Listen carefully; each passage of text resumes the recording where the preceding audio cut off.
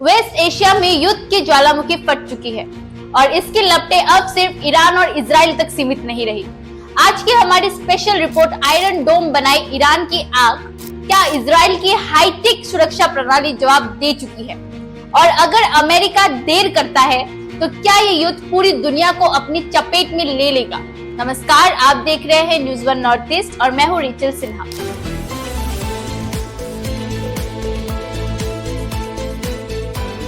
बीते शुक्रवार से ईरान और इजराइल एक दूसरे पर लगातार मिसाइल और हवाई हमले कर रहे हैं। न्यूयॉर्क टाइम्स की एक बड़ी रिपोर्ट में दावा किया गया है कि अगर अमेरिका ने इस जंग में दखल नहीं दिया तो इजराइल को इतनी बड़ी तबाही झेलनी पड़ सकती है जैसी ना उसने देखी है और ना ही सोची है।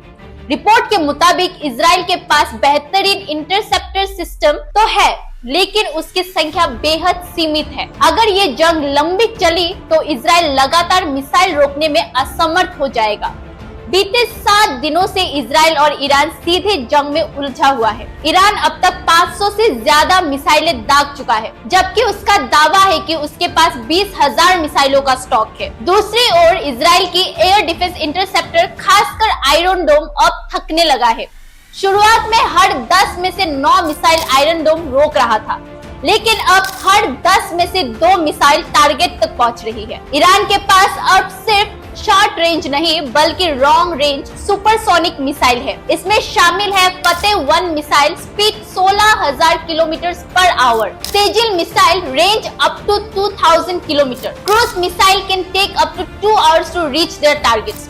यानी इजराइल का कोई भी शहर अब ईरान के निशाने से बाहर नहीं। आयरन डोम को विश्व का सबसे शक्तिशाली डिफेंस सिस्टम माना जाता है, लेकिन लगातार मिसाइल हमलों के चलते इसका इंटरसेप्टर स्टॉक तेजी से खत्म हो रहा है। न्यूयॉर्क टाइम्स की रिपोर्ट के मुताबिक इजराइल अब अपने इंटरसेप्टर्स को सिर्फ प्रमुख शहरों और रणनीतिक ठिकानों की रक्षा के लिए बचा रहा है। इससे छोटे कस्बों और सीमावर्ती इलाकों की सुरक्षा खतरे में आ गई है। शुरुआती दिनों में इजराइल की वायुसेना ने तेहरान, सिराज, अराक, कोम जैसे शहरों में हमला कर ईरान के 20 से अधिक टॉप कमांडर और 14 वैज्ञानिक मार गिराए, लेकिन अब ईरान का जवाब और भी खतरनाक हो चुका है। तेल अवीव, यरूशलेम, हाइफा, रेहोबोट जैसे शहरों में मिसाइलें गिर रही है और आम जनता दहशत में है।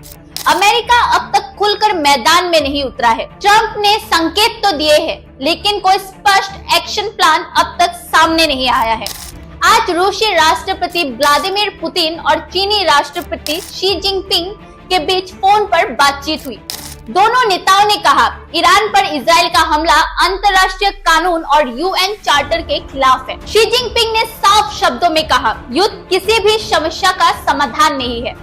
अब सवाल ये है कि अगर अमेरिका युद्ध में कूदा तो क्या रूस और चीन ईरान के साथ खड़े हो सकते हैं, और क्या ये लड़ाई विश्व युद्ध में तब्दील हो सकती है?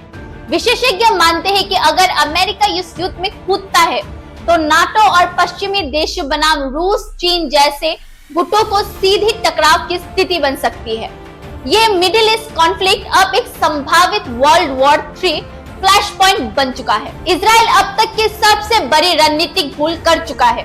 उसने ईरान को कमजोर समझा। उसके पास एडवांस टेक्नोलॉजी है, लेकिन लगातार मिसाइलों की मार और इंटरसेप्टर की कमी ने उनकी रीढ़ को तोड़ दिया है।